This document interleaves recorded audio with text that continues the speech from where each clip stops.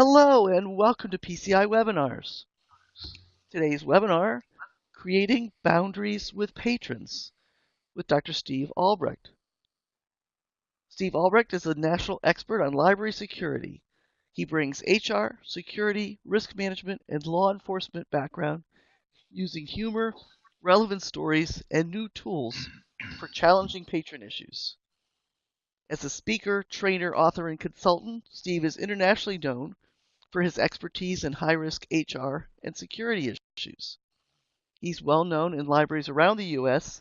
for his Challenging Patrons workshop based on his 2015 ALA book, Library Security. He also specializes in workplace and school violence awareness and crisis response programs for private sector firms, municipal and state government, K-12 schools, and colleges and universities. Coming to you today from California, where it's so early, here is Steve Albrecht. Thanks, Ann, and thanks to Brian, and good morning, everybody, and thanks to PCI Webinars for hosting me today. Happy to talk with you this early morning about this concept, and when they came to talk to me about it, I was looking at a way to do it maybe a little bit of a lighter touch. So I'm hoping that you see what I'm talking about is not we're using labels to describe these patrons, but really archetypes, the concept of seeing them in the environment that you're working in and the way they come in contact with you. So we're not labeling them, we're not profiling them, we're just talking about archetypes. And I have kind of a little bit of a tongue-in-cheek, a little bit of a lighter touch with some of these folks because they can be a little bit demanding in the work that they engage with you. And also we talk about just how we do good customer service for people that sometimes can drive us a little bit crazy. And one of the things about customer service that you already know is that sometimes you have to fake it. And I don't mean faking it in a bad way or, mailing it in. I mean that sometimes you have to act. It's like being in a play. And you're going to say, I have to do this on a transactional basis over and over again with this person, maybe over the next coming weeks or months or even years. How do I get through this process? Sometimes a little bit of role playing on your part where you go, I'm going to act enthusiastic. I'm going to act more excited about this interaction than I usually would because that's what's expected from us in a customer service environment. So thanks to all you Florida people that are online. I'll be in Tampa in 2 weeks to do a program for the system out there, and I look forward to doing that. My daughter's in Miami. She works for CBS News out there in Miami. She's a video editor, so I'm keen to come back to Florida again. So when we look at boundaries with patrons, that's a concept that I want you to think about is what is the impact on the business? And that's usually in my safety and security workshops. We really talk about the wide range of people that come into the library that can be no problems at all, ranging to highly problematic. And always the question I ask is, what is the impact on the business? How do these people impact the business in a negative way? And how do people impact the business in a positive way? So, for example, one of our patrons that needs some boundaries in our conversation today is hygiene patron. The patron with really poor hygiene, which is a difficult conversation to have. I've actually sent an article into American Libraries Magazine about patron hygiene concerns, and I'm hoping they're going to pick it up. But I think about that as being a difficult conversation, but it does have a business impact. And so it impacts the other patrons, it impacts the staff that have to help this person. It's a difficult conversation from the person's embarrassment and that type of thing. So we'll talk about what's the impact on the business. And that's really how I see things in my world, because I guess fortunately or unfortunately, as a library security guy, as a former cop, as somebody who works in risk management and HR and security, I typically see the negative in a lot of situations because when people call me, it's not always about things are going great, but things are going poorly, and there's some kind of behavioral management issue that we have to deal with patrons. And one of the things I've been thinking about as another concept to write about is how do we coach patrons up, if we use that vernacular that's pretty popular these days, how do we coach them up so that they're better in how they use our facilities? So we'll talk a little bit about that concept as well. If I do not get to your questions, feel free to email me, drsteve@drstevealbrecht.com. Happy to catch up to your questions at that point if I don't get them today. So we think about people, and I'm always reminded of the George Bernard Shaw quote, on the whole, human beings want to be good, but not too good and not quite all the time. And so when you look at the work that you do and how you're trying to help people in your community, sometimes they take you for granted, sometimes they trample on your feelings, sometimes there's a strong sense of entitlement. If you've worked in the library world at all, you've heard the concept, I pay your salary, probably from somebody at least once or twice. When I was a cop in San Diego back in the 80s, I used to say, sir, the average person pays $5 for police protection in San Diego. Here's a 10. Don't call us for 2 more years. Well, you certainly can't say that, but you can think it.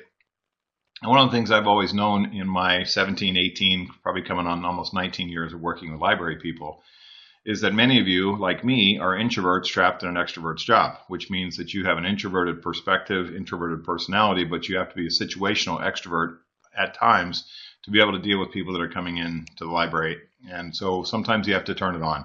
And it's interesting to me how people's behavior is always times connected to what their goals are and what they want out of the transaction.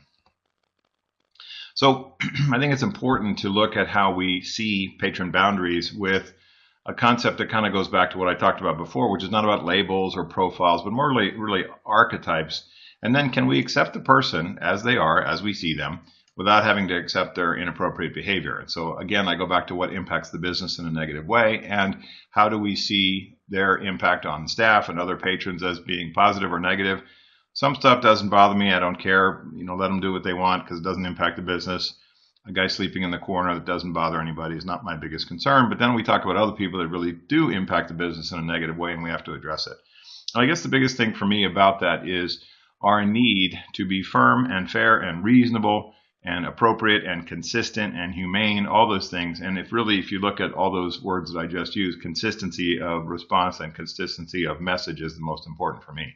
How do we treat people on a consistent basis so that they know when they come to the library what's expected of them, what's expected of us? So if you think about the idea that Monday, Tuesday, Wednesday, we're pretty consistent with the code of conduct and the rules and policies about how we operate the library, but Thursday, Friday, Saturday, not so much, then the problematic people tend to come in that part of the week. And so I'm looking for not that we're running a prison camp, but that we have an idea of consistency of response to everybody throughout the week. So if we go back to the business impact issue, one of the concerns I have is that it varies from staff member to staff member. Some staff members are pretty fast on their feet, can think on their feet quickly, have a lot of experience in dealing with a wide variety of people, and don't seem to be too bothered by some folks. Other staff members may be newer or younger or sort of have less gray hair factor, less sort of time and grade doing their work, and haven't been in the library for 15 years like some of you, where we see them as a little bit more fearful about interacting in certain situations. And so they rationalize unacceptable behavior. Well, it's not my job, and I'm only a part-time employee, or I haven't been here that long, or I'm afraid to talk to that person for whatever reason. And so we rationalize irrational behavior. We rationalize unacceptable behavior. We rationalize code of conduct violations as something that you're not supposed to address. And I'm not saying we have to be everywhere and see everything, and it's not the library police department. But how do you sort of get yourself out of that modality, which is sometimes I have to just simply go back and focus on things that impact the business of the library in a negative way. I wrote a book in 1994 on workplace violence. The book was called Ticking Bombs. It had this beautiful profile in it of 21 profile characteristics of a workplace violence perpetrator. What we figured out soon after the book was published is those things don't work. So I'm not into profiles, I'm into behaviors. I don't care what people look like. I don't care about their age, race, gender, skin color, whatever. I only care about their behavior. And I hope that makes sense to you, and I think that's the way most of us operate as well. So people ask this sometimes, are you profiling people? And the answer is no, we're focusing on behaviors. And as a security guy, my biggest sort of goal every morning getting out of the bed for helping libraries is do we want peace or justice? And the answer is peace. For me, a peaceful library is a place that the staff can enjoy and that the patrons can enjoy and the community can support and enjoy, because it's a nice place to go and there's no conflicts, and we run a tight ship, and that people feel safe and empowered to use the library as it needs to be, and also to enjoy the services that libraries are now bringing in terms of growing the community and what they do for the community. From a customer service perspective, I think you ask yourself, what do I need to do on my own, and when should I ask for help? And sometimes we talk about this concept a little bit, a couple bullets down here, of alignment, which says sometimes we align with certain patrons better than your coworker.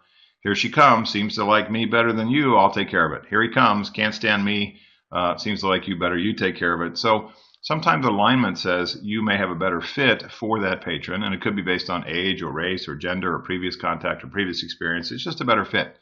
So if you can connect with that person and help them through the process of using your facility, that's great.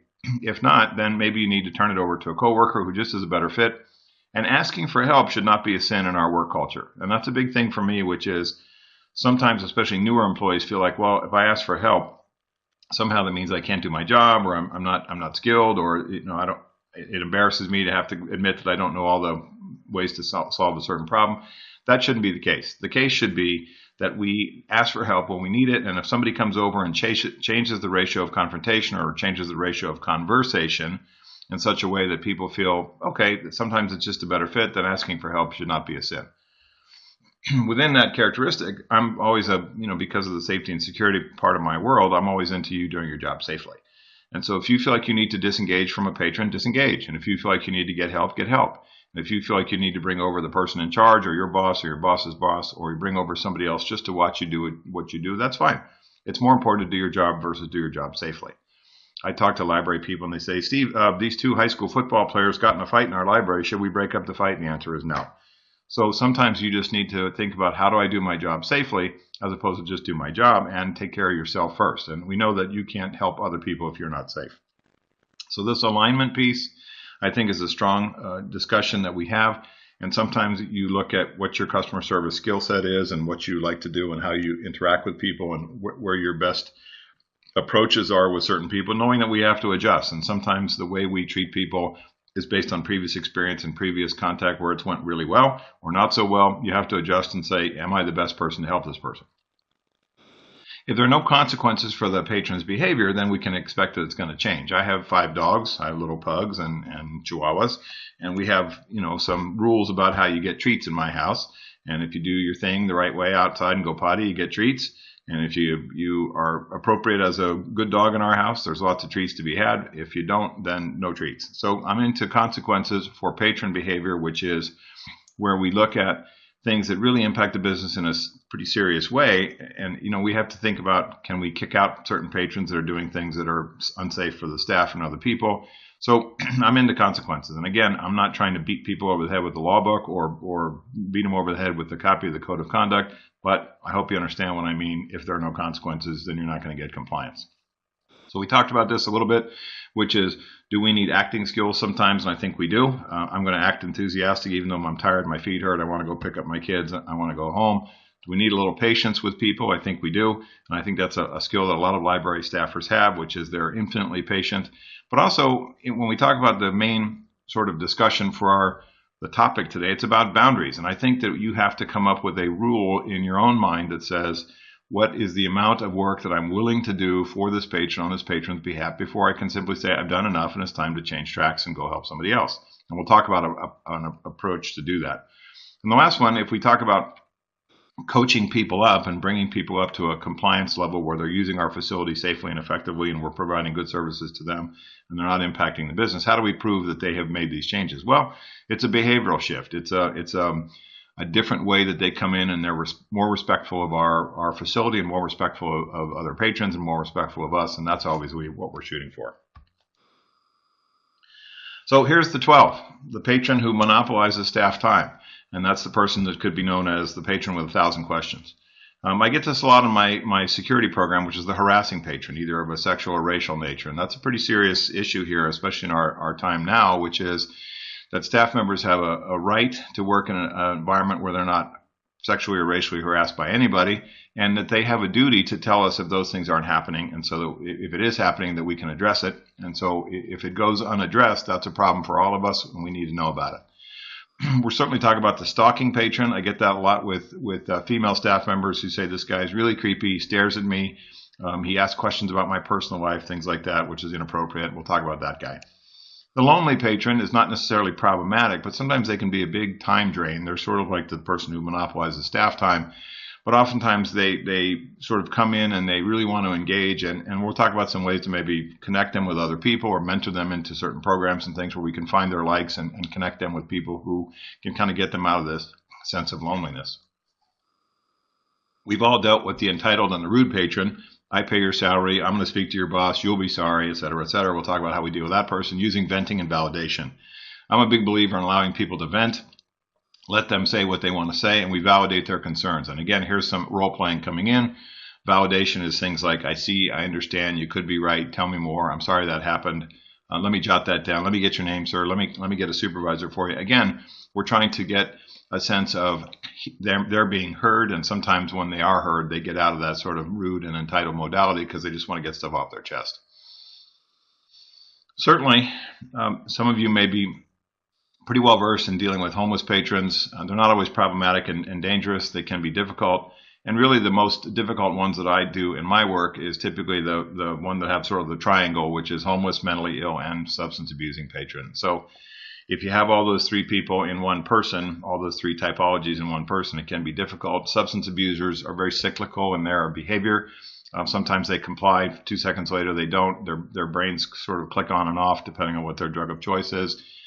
People that are mentally ill and that are not properly medicated or use, illegal drugs or alcohol to medicate themselves can be problematic. And then, again, anything related to homelessness, I always go back to my colleague Ryan Dowd, and Ryan wrote the most awesome book on the Librarian's Guide to Homelessness, which is an ALA book. And so if you have any sort of contact with those folks and you want a better feel for how homeless individuals think and see and perceive the library, get his book.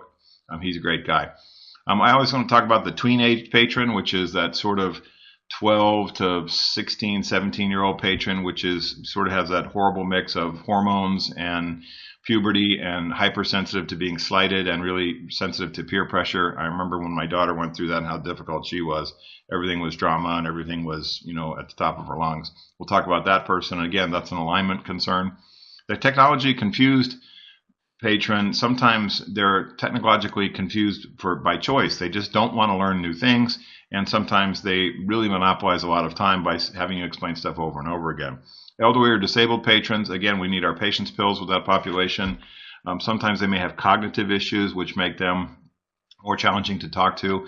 We need to be supportive of their efforts to use the library carefully so that we're treating them with dignity and respect. But we're also saying that we have to set some boundaries about how much time we can spend with those people as well. We talked about the hygiene challenge patron. We'll come up with that, which is how do you have that difficult conversation. It could be based on depression. It could be based on revenge. I've seen that. It could be based on sort of medical issues that are connected to hygiene problems or medications that they take. So we'll figure out how to have that conversation.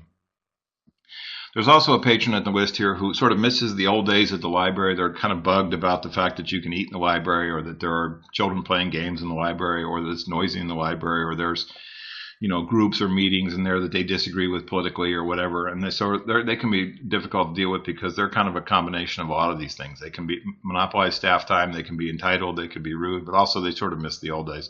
And then the last one are those patrons who either hog or misuse the internet. And from there, we're talking about people who bring up inappropriate content, usually pornography, which is always a head scratcher to me. I'm a man. I get why men watch pornography. I don't get why men watch pornography in a public library. And so I see this a lot in my libraries, which is they do it to be controversial, to be provocative, to upset people. They do it to sort of step out into a boundary, which may be exciting for them to do. I don't understand why they do it. So we'll talk about those folks. And then the other one who sort of misuses the internet, which is from hogging up time for other people. They disregard the idea that other folks want to use the internet, and so that can create sometimes conflicts, and we'll talk about that as well. So there are a lot of ones that I could have thought about. Being a bear of small brain, these are the 12 that came to mind when I thought about this webcast, and so I wanted to discuss these people in detail and then give you a chance to comment as well. So the patron who monopolizes staff time, the patron otherwise known as the one with 1,000 questions, they have an interesting sort of concept, which is they don't seem to be satisfied with what you say to them.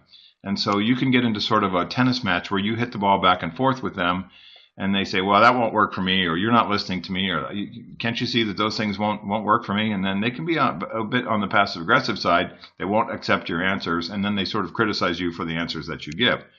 So the reasons for this, they could be lonely, they could be confused, a little bit of entitlement there, and they like the attention, and sometimes they also like to argue. And they may do this at other places too, like the bank and the restaurants and things like that, where they just like to engage, and they're a little bored sometimes, and so they just like to engage. And so there's a little bit of narcissism attached to this, which is they want to be the center of attention, and they can really burn up a lot of staff time. And what I've seen in these situations is staff, especially younger staff members, in their attempt to provide good service to this person, spends too much time.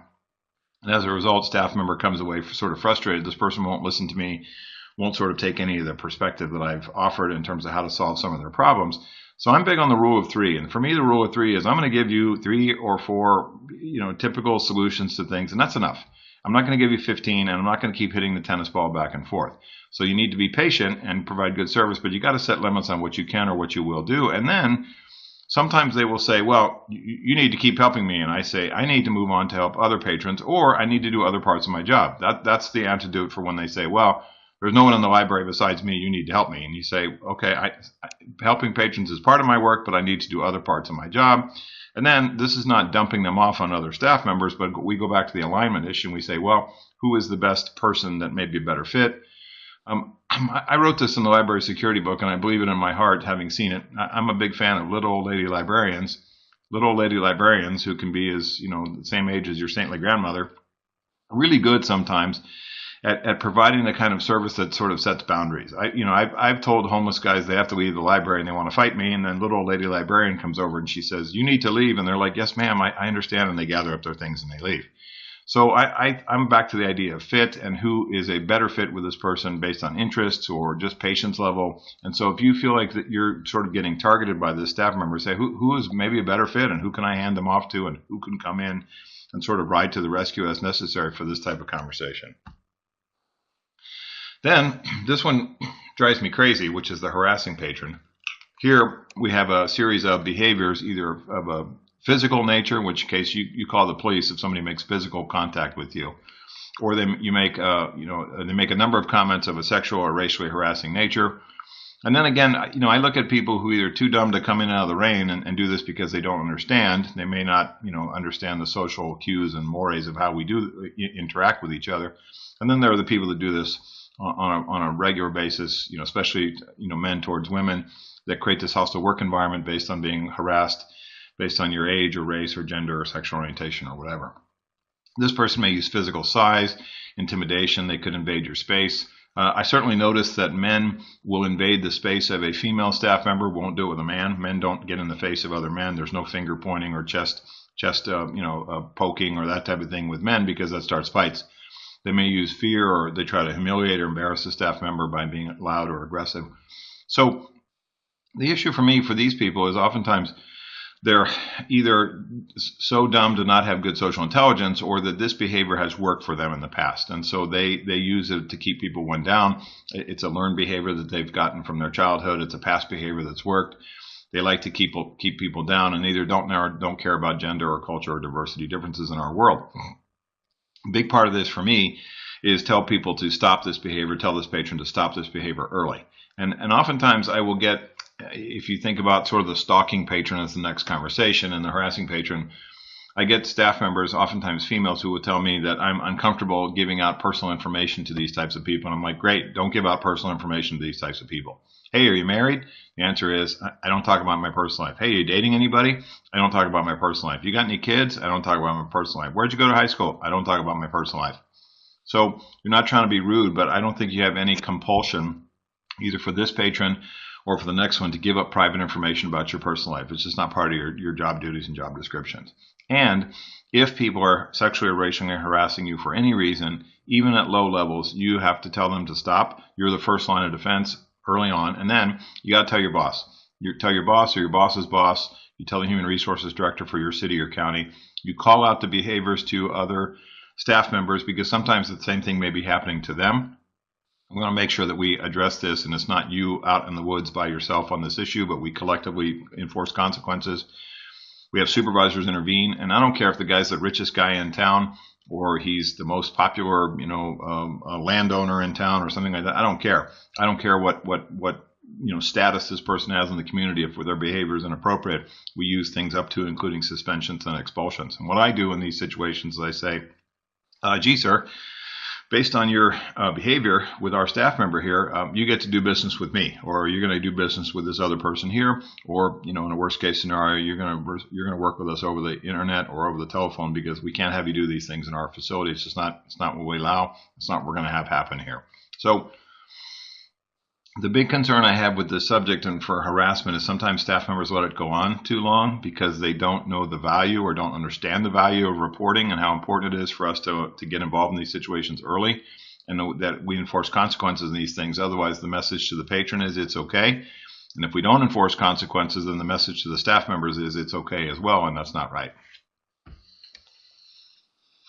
So sorry, a distant cousin of the harassing patron is the stalking patron. And I was a domestic violence detective in San Diego for 6 years. I handled 1,500 cases in that time span. And so when I see the stalking patron, oftentimes it comes with the sort of an ironic connection to our internet system, which is they use our Google to stalk one of our staff members by using our computer system, which is ironic. So they become overly fascinated, overly obsessed, overly involved with certain targeted staff members. It could be based on a sexual thing or sort of just a harassing type of a thing. And they start to gather personal information about our staff members. And they have multiple targets. Oftentimes I've seen these guys direct their sort of fascination or their obsession with other people, and they have multiple targets around the community. There was a case when I was in San Diego of a guy who became really obsessed with the women that he saw on bus bench ads for real estate companies. You'd see some attractive woman that put her photograph on the bus bench, use my real estate agency. And so he had 5 or 6 of those women that he was sending these horrible emails and letters to. He was a really interesting dude. So they have multiple targets, and they get this sort of fascination about making people feel afraid, or that they feel like there's something. What security expert in California, Gavin DeBecker is the security guard to the stars. He wrote a really cool book called The Gift of Fear. DeBecker is Oprah's security guy. In The Gift of Fear, he said these people use something called forced teaming. And forced teaming is when they try to connect themselves to your world by, let's say, for example, you're a staff member and you're leaving the facility and it's raining, and he steps out from behind, a bush with an umbrella, and he says, "Gee, isn't it great how I came by to rescue you here from the rain, and I'll walk you to your car?" And the answer is, "No, thank you. I don't need to be walked to my car." That sort of forced teaming is, "Do you like old movies?" And you say, "Yes." And he says, "I love old movies. See how much we have in common?" That's that kind of forced teaming thing, which can be really creepy. So these guys, a lot of entitlement. They can be mentally ill. Stalking as a behavior is an obsessive compulsive issue. They're lonely, and oftentimes they have a physical age which does not match their emotional maturity. So they think like a 17-year-old when they're 35. They don't recognize social boundaries. They don't recognize the concept of no. No, I'm not interested in dating you right now. They hear right now means I'll ask next week. So I think we really need to set big time boundaries with these folks, and we'll talk about what to do. They like to control people using fear and intimidation. If you don't go out with me, then I'm going to try to get you fired. That's a conditional threat, that type of thing. So reveal no personal information. I'm a big believer in this. Unfortunately, because of the way Google and everything else works, I mean, you can put in your own first name and last name and discover all kinds of stuff that you thought was private. You say, well, I don't put my personal information on the internet. And then you say, well, when I was at church and I signed up for something to be on some, party committee for our holiday party, they put my personal, they scanned that document, put it on the internet. So now my address is on the internet, that type of stuff. So report their behavior. Use personal boundaries, and don't manage the situation alone. We report the behavior so we can have somebody step in and stop it, even involving the police. And sometimes the police are their approach is to come in and say, your behavior has been recognized.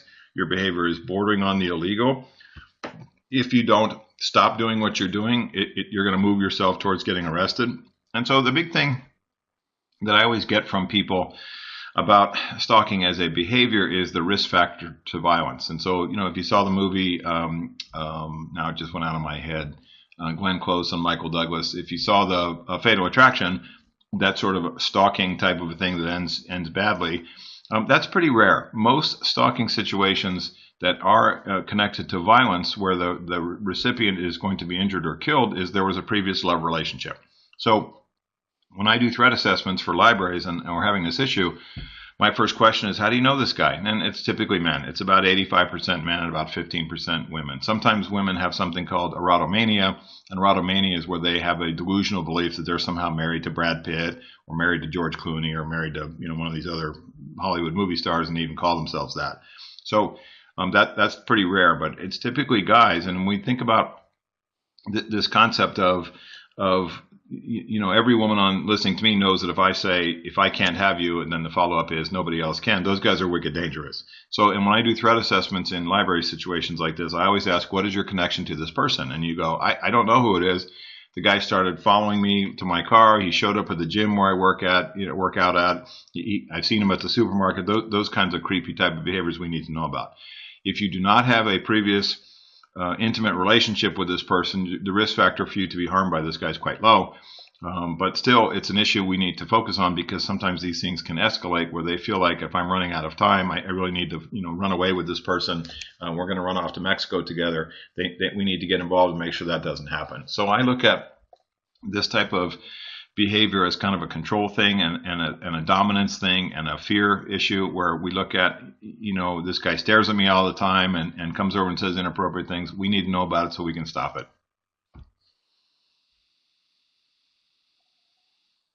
Certainly, the lonely patron, we want to be appropriate and polite and reasonable with. They can be nice and needy or rude and needy. Your frequent flyers, they come in on a regular basis. The library is a source of human connection for them, which is fine, as long as they don't get into the idea where it's bothering other people and bothering staff members by being a pain. And so, again, the lonely patron can be as a result of a variety of reasons. Sometimes they're older. They don't have a lot of friends, and they've just moved to the town, or somebody's, their spouse has passed away. They don't have a lot of social skills which allow them to build appropriate relationships, and so sometimes they glom onto people and they become too friendly. The person comes in and tells their entire life story the first 5 minutes when you meet them. People around them have passed away or moved away. They're new in town.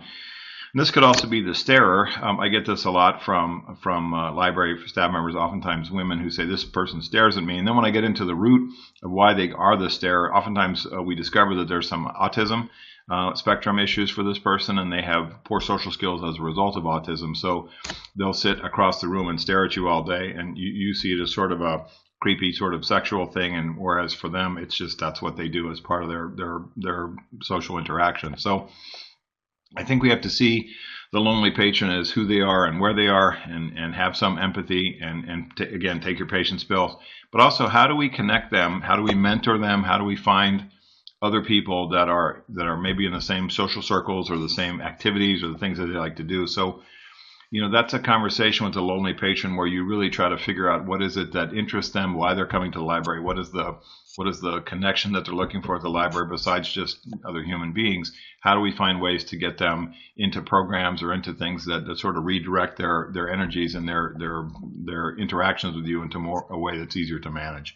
And so, most of our frequent flyers that come into this category are mostly harmless folks and nice people, and that's fine. Just think about ways where you say, how do I redirect this person into another area of the library, another using sort of what therapists call therapeutic wonderment, which is, well, tell me more about what you're interested in, or that's very interesting, or how did you get into that, or those types of questions where we get some more information about this person. We can get them into a connection with other people that sort of takes them away from always using you as their reason to show up at the library.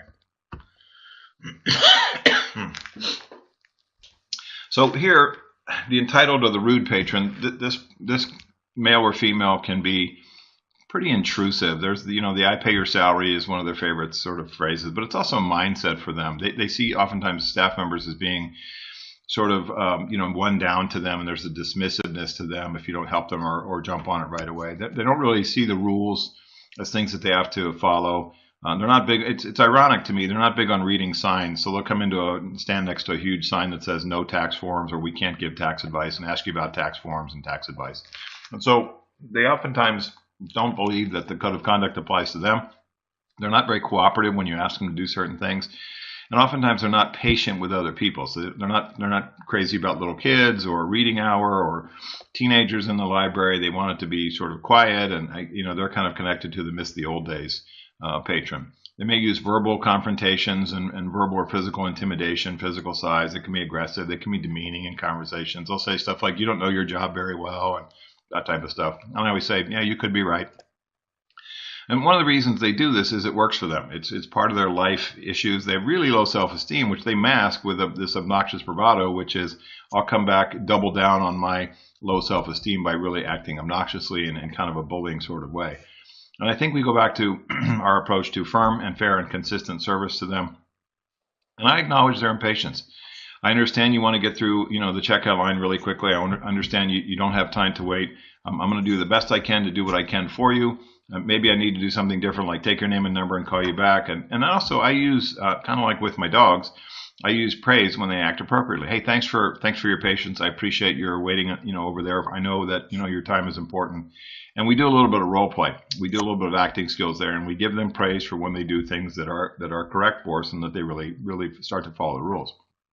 I also think that the concept of alignment, is appropriate as well, which is how do I find the best match for this person? And I was on an airplane flight yesterday, and the flight attendant was just one of the most sort of friendliest flight. I mean, I've been flying for 50 years. It's one of the most friendliest people I've ever seen, and just really had a way of just disarming everybody. And people came in, they're sort of grumpy and this and that, and she just was like, "Hey, how you doing?" I mean, it was really fun to watch her do her job, where she's either really a good actress or she really believes that she has that service and orientation, because it was just great to see her sort of flip people around.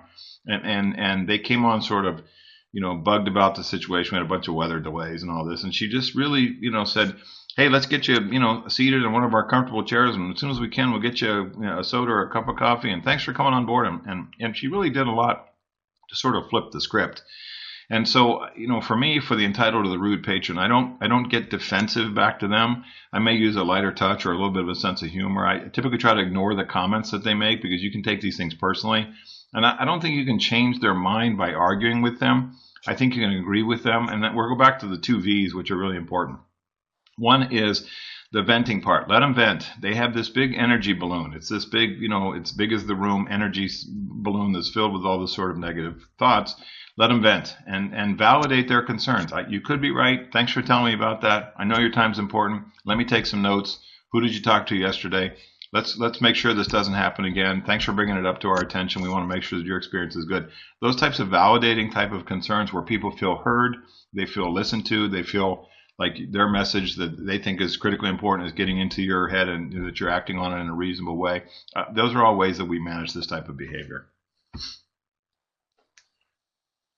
So here again, we have a pretty tough combination, the tripod here, the troika of homelessness, mental illness, and substance abuse. Again, these people are not necessarily dangerous. They're sometimes just difficult. Being homeless has a whole set of sort of emotional difficulties attached to it, because being homeless oftentimes is connected, and I got this from my friend Ryan Dowd in his book, The Librarian's Guide to Homelessness. He says that homelessness is really connected to a series of failed relationships. And there's a domino effect connected to these series of failed relationships, which is, in order to show up and end up being homeless in your life, you have to really have failed at a lot of relationships that are connected to keep you from being that way. Meaning, you have a failed relationship with your family. You have a failed relationship with your spouse or partner, a failed relationship with your kids. You have a failed relationship with your friends. You have a failed relationship with landlords, failed relationship with insurance companies, failed relationships with government agencies. And these sort of domino effects come around for people who are chronically homeless. That's people that are on the street, more than 1 year. That really these sets of relationships have failed to manage these appropriately. Oftentimes it's driven, as you well know from your experience, by mental illness. Oftentimes, as Ryan Dowd says, there's an untreated, unrecognized autism spectrum with some of these people, meaning that they do not understand that their behavior is rude. They don't understand that their behavior is not appropriate, and they keep doing it over and over again. They don't learn the lesson. And then the last one is, certainly when you're talking to people who use drugs and alcohol, typically stimulant drugs, opiates, and alcohol, they can be really problematic in their behavior because it's so cyclical. They just shift from mood to mood to mood. So they can raise security concerns. There's a staff patron interaction thing where they can bother other patrons. They can be unreasonable, unwilling to follow the rules. They can either be victims of other homeless people or victimizers. There's a small number of people in the streets who are predatory towards other homeless people as they are homeless. So the progress with this population is slow, and you know that working with them can be really difficult. Sometimes they just don't learn the lesson on how to use the library appropriately. And one of the things, if you look at Ryan Dowd's website, which is homelesslibrary.com, he's got a couple of number of videos that you can watch about interactions with this population. And one of the things that I try to do is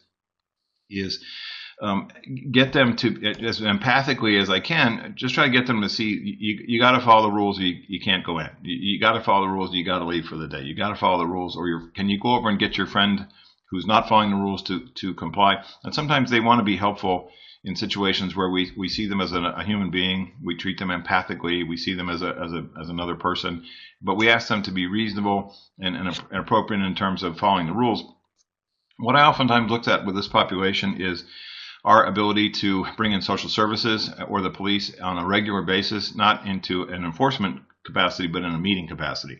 So I talk about this a lot in my library security program, which is, can we bring in social services and religious groups like St. Vincent de Paul and Salvation Army and things like that? Can we bring in grant-funded programs? And we have a meeting on a quarterly or even more better regular basis to talk about how we help this population. And if it's a big part of your library, one of the things that I see is these conversations go on really, we'll have a great conversation in February and then we don't meet again until November. And so I'm always looking for how do we keep this conversation about this difficult population going on an ongoing basis so we can get tools and resources.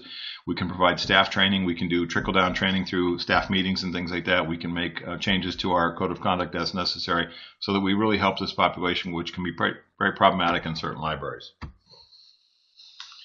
So the teenagers, they're rude to staff in front of their peers. And so the big thing for me is separate them. So don't talk to this kid in front of his or her 6 buddies. Talk to this kid over to the side and say, you can't do that if you want to stay here.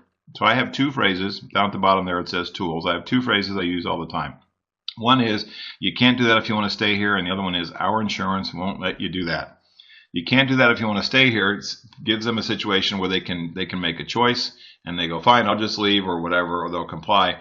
And the second one is, great, our insurance won't let you do that. So the kid wants to skateboard down the stairs or he tries to jump off one of the carts or something like that. Our insurance won't let you do that. It's a great phrase because it's probably true. Your insurance company doesn't want them to do that. But it's a great phrase because it sort of distances you from being the parent in this situation, and you kind of put the blame on somebody else. So my big thing for this is they're sort of caught up by peer pressure and the need to save face or to be in control of their feelings and behaviors in front of their peers. Pull them aside and talk to one of them. And I use an approach which I think is valuable for a lot of the people we're talking about, which is introduce, explain, and ask. Hi, I'm Steve from the library. The reason I came over was explain why you came over and ask their compliance. And you may have to do it more than once. Sometimes it's they don't hear this thing because they're trying to figure out what their response is while they're listening to you. So you may introduce yourself and explain why you came over and ask for their compliance. Just go back to the explain and ask part, and maybe you have to do that 2 or 3 more times before they sort of get it. Again, figure out who the best staff member is with alignment and figure out what the impact is on the business. Is it pervasive or severe, in which case we have to call parents or talk to the school as necessary. And I get this a lot with libraries that are near schools, and I say, you can't talk to every kid. Speak to the principal, speak to the school district, speak to the thought leaders at the school about how we get good library behavior out of these kids, not try to talk to each kid one-on-one. And again, my 2 phrases, you can't do that if you want to stay here, and our insurance won't let you do that. You'll thank me for those later. Technologically confused patron, a lot of questions about how to use the computers and the printers and the internet and things like that. And sometimes, I don't know, I think about some people that are in my life that are older and sort of don't want to learn new things and don't want to learn new ways to do stuff. And then even if you wrote it down for them 5 times, they would still ask you again about it later on. It drives me crazy that they're that way. Sometimes they sort of resent the technology and they say, I miss the old days and why do we have to have this internet and all this stuff? And I get it. And so I need my patience personally with this population. I think, if we can, and I know you do this as well, but think about checklists and cheat sheets and templates and laminated cards and things we can give people that have commands and function keys and things that are cheat sheet reminders. And then, think about getting the best staff member who's a little bit more patient maybe than you are. Praise them when they do things right. And then when they get it without your help, I mean, can you partner them with somebody else who may be a senior that's got it down and can help them? There are classes that you can suggest that they go to. But, it drives me crazy, as I know you do, where there'll be a sign that says the printer is broken. They come up and they go, how come I can't print anything? And they're standing next to the sign that said the printer is broken. So my thing for this group is sometimes it's a sort of resentful behavior, which is they miss the old days where we don't have the speed and pace of life. And other times they say, I don't want to learn new things. My head is already full and I don't want to learn new things. And so we need our patience with this population. But sometimes I just think with this group here, you get who you get, and it may be very difficult for them to sort of, learn and remember if they don't agree or that's when they need to do. Again, here, elderly or disabled patron may have some mobility issues or cognitive issues based on age or their physical conditions. I'm always concerned about physical abuse, and we look it down at the bottom. I've seen alleged caregivers show up and drop off an elderly person or a disabled person that's in their care, and then go to the Indian casino, 5 miles away, and come back 6 hours later. So we think about calling adult protective services or social workers in those situations where we suspect abuse. We want to be patient with this population. They may have verbal skills issues where they have a difficult time articulating. They may have inability to speak really clearly, so you have to be really patient in terms of listening to what they're trying to say, and they can get frustrated sometimes with you not understanding them. They can be angry about their condition or sad or depressed. They can be entitled. One of my best friends was a cop in San Diego. He was a professional baseball player before he became a cop. He was shot and paralyzed. He's a quadriplegic. I love the guy dearly. It's been, I think, 15 years, 16 years that he's been in this condition, and it's hard to be around him sometimes because you have to do everything for him, and he gets sort of bugged when we don't jump to. I get it completely, and I try to be as helpful and patient as I can with him, but he's, as you can imagine, really bugged about his situation even after 15 years. And he takes it out on the people around him. I don't take it personally. I love the guy, but it can be difficult. So there are reasons for weathering these situations, or sort of age or cognitive issues, or they're born that way, or they have certain physical or psychological illnesses that come in. You got to be patient. I see sometimes library staffers talk to the elderly like they're stupid, and they use sort of a childlike tone. I think we talk to them in an adult voice. We use simple questions and simple commands and instructions. And we try to give enough space for them for their wheelchairs or other equipment they need as necessary. And then ask them how to help. What do you need that I can do for you to make it sure that you're using the library in a way that's great for you? And have those conversations, and don't skirt the issues about mobility or cognitive issues just to say, I'm not going to guess what this person needs. I'm going to ask them. Hygiene challenge patron. Not enough teeth brushing, not enough showers, body odor, mouth odor, unclean clothes worn repeatedly. Again, it could be health related. It could be medications driven. It could be laziness. It could be religious beliefs. It could be a sign of depression. It could be distracted by life issues, or they want to take it out on other people. I've seen this more with employees, where they do this revenge thing on other employees that they're angry at. But I think we need to have what the counselors call a care-fronting conversation. My therapist friends talk about caring enough to confront the issue. So a care-fronting conversation where you pull them aside, you don't judge, you just say, I need you to, I know this is difficult, it's embarrassing, I'm not trying to embarrass you, but I need you to come in cleaner, with clean clothes. I've got to, I'm not making value judgments in your personal life or anything that's going on with you medically, but it could be a medical issue or it could be some other thing. But you got to come into our place, because unfortunately you impact our business when you come in and you're not clean as you should be. And so this is really a tough one. I think we find the right person. It's usually a supervisor, and maybe somebody a little bit of that's a little bit more empathic than some other supervisors they can be. But I also think that's a necessary conversation. Staff members don't want to deal with this person. Patrons complain. It is a business impact issue. So here we have the patron who misses the old days. Place is too noisy. It's like Starbucks. Too many kids. Too many programs. Where's the peace and quiet? Where's the card catalog? They're stuck in this sort of nostalgic era. They may have legitimate concerns about noise, and they may have sort of legitimate concerns about the environment that the library is in. But I think we're trying to be more inclusive to everybody. I think you agree with them. I think you're supportive. I think you say, look, this place is still about books and research and learning and periodicals, but we're also trying to provide a broader perspective and a broader opportunities to the community. I don't think you can change their minds with too many examples, but maybe you can find something that they're interested in if you do a little probing, a little bit of careful questioning, to find something that they may not know exists, and suddenly they become much more connected to the library than before. So this person hogs the internet. They monopolize the time. They're trying to, quote, do work. And then the other guy on the other side of the spectrum who misuses the internet, there, again, it's about porn and their delight in making people, little kids and parents and other people, angry or uncomfortable.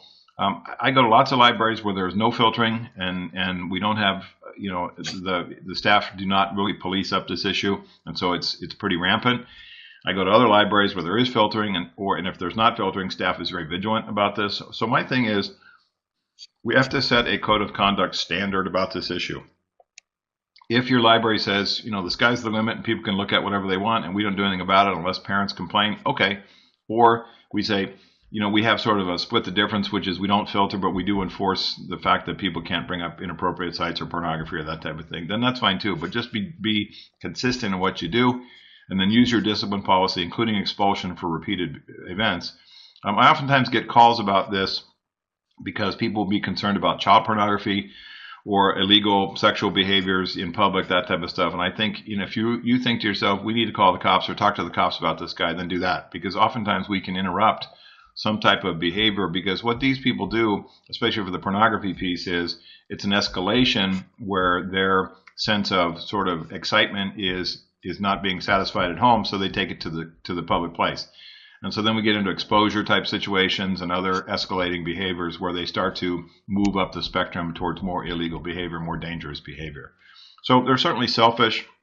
They're certainly odd or eccentric. They're narcissistic. They can be predatory, compulsive, certainly immature if they're pulling up pornography and showing it. And they seem to like antagonizing people, which I don't get. And I think we go back to introduce, explain, and ask, and I think we go back to enforcing consequences, and I think we have to set a standard for what you're going to tolerate for this type of behavior in your facility. So that's my 12.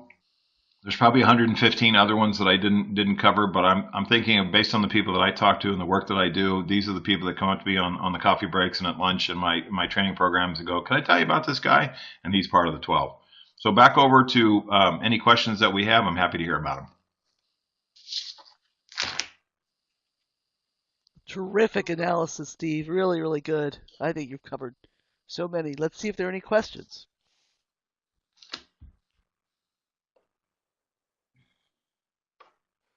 We do have some people typing, so we'll wait for that. We have about 5 minutes to take questions if anyone has them. And by the way, it was an excellent crowd today. A couple people sitting in with other people. I think they came up to 27, 28, something like that. And they're long questions, so give it a minute.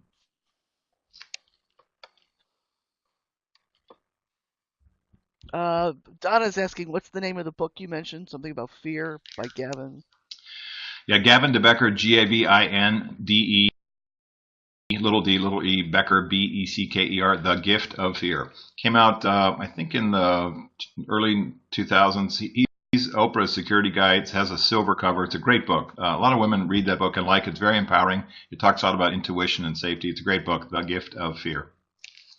Good. Okay. And then another question. How do you handle the why after you say you can't do that if you want to stay here? You could say it hurts our business. It interferes with other people's use of the library. It's not safe. It's against our insurance regulations. I mean, you can come up with a wide variety, whether they're actually true or not. I think sometimes people just want that box checked in their head, and you go, it's not good for our business. Our insurance company told us not to. It's against our policy. I mean, pick the reason you think is the most appropriate. Okay. And then another question. Patron who is hearing challenged, doesn't know sign language, doesn't read lips, difficult to communicate with, not patient when you write. How do you communicate with them? Also technology challenged. Yeah, that's a tough one. I think sometimes you have to say, I sense that you're impatient when I write things down. What's the best way for us to communicate? And then also find out whether they come in with anybody who could be a colleague or a caregiver or a translator who may be able to help them using a technique or an approach that you're not familiar with. Right, then another question. We have an entitled patron who we've had to create policies specifically to placate her regarding screening movies. Do you feel like that is an appropriate response or that we're encouraging bad behavior? Yeah, that's a tough one because sometimes your intuition says we're over responding or under responding to this person, or we're creating a separate category for them when in reality we wouldn't do this for other people. I think sometimes you have patrons that have connections to elected officials or connections to the Friends of the Library or library boards. And sometimes, it's kind of over your pay grade as to what you're able to say or do. And when you go, well, here's what we're going to do for this person, I think you say, okay, the best I can do is try to do my job, in an even kind of a way. But that's a tough one. Yeah, you try to do the right thing for everybody, and sometimes it's really hard. Right, we've got another question coming in from our other Sarah. Sarah says, we have a monopolizer who will invade the personal space of other patrons when waiting to speak with certain staff members. Do we call him out to step back right away or wait until the previous patron has moved aside? I think you need to be delicate with this. I've seen sometimes uh, women who work in the library as staff members will say, I'm sorry, I need a little bit more space. Could I ask you to back up a little bit? I'm sorry, I just need a touch more room, and they'll back up themselves. I think sometimes people get sort of surprised by this. They need to be put on notice that they're too close. I noticed that, sometimes it could be a cultural thing or sort of I'm from New York, that's what we do. I remember, hearing that lots from my New York pals about, because they're used to crowded subways and crowded streets and all that. I think you have to go back to sort of a sense of, oh, I'm sorry, I just need a tad more room. Could I ask you to step back a little bit? And then for the patron issue, I think, if you can sense that they're uncomfortable about it, I think we kind of do what we do at the movies or at a crowded sporting event. Say, hey, can we give each other a little space? Can we back up and sort of use a collective we? And if it happens to you personally, you can say, I need a little bit more room, but could you use the collective we to get people to sort of respect that? I think sometimes, the best you can do, they still don't get it. They still won't comply because they just don't. They're just part of their way. They just don't see it as an issue. You are so right that it's a cultural thing, Steve. We travel to London every year for a holiday, and we find ourselves, it takes us 2 or 3 days to get over the personal space issue. Because anywhere you go, grocery store, movies, on the street, you'll be shoulder to shoulder with people and people right there, and it takes a little bit of time to realize that's their culture, and people don't have as much personal space issues as we have here in the United States. So you just True. have to kind of get used to it That's true. and match their culture rather than ours. And there's another question coming in, so I'm going to wait for that to come in. Any other questions? We just still have another minute or so. It's a long one. Okay. Okay. The question is, can saying I'm sorry be misunderstood as I'm responsible? Yeah, I get that a lot from my city attorney and county council friends. Don't apologize. That means that we did it. I think why I say I'm sorry is it checks a box in people's head. At least I got those horrible people at the library to apologize. I'm sorry you're unhappy with what we're trying to do. I understand your concerns. I think it checks a box that sometimes people want to hear, and I think sometimes when we don't apologize for things, it's sort of a gap in the conversation. I try not to throw myself on my sword and say I'm I'm terribly sorry. It's a horrible thing. I'll never happen again. But just say, hey, I'm sorry. We're not using your time well, and I know your time's important. I think it checks a box in people's heads.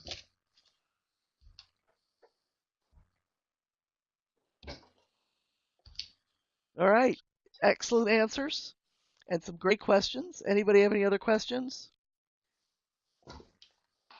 Oh, this was a great presentation, Steve, and I'm sure it's going to be well listened to out of the archive. I think everybody needs to hear these things, everybody who works in a public library.